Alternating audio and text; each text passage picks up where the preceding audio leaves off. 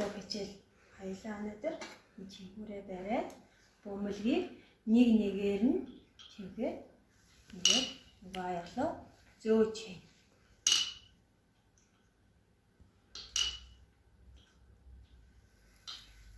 За чи хийгээд үзээрэй.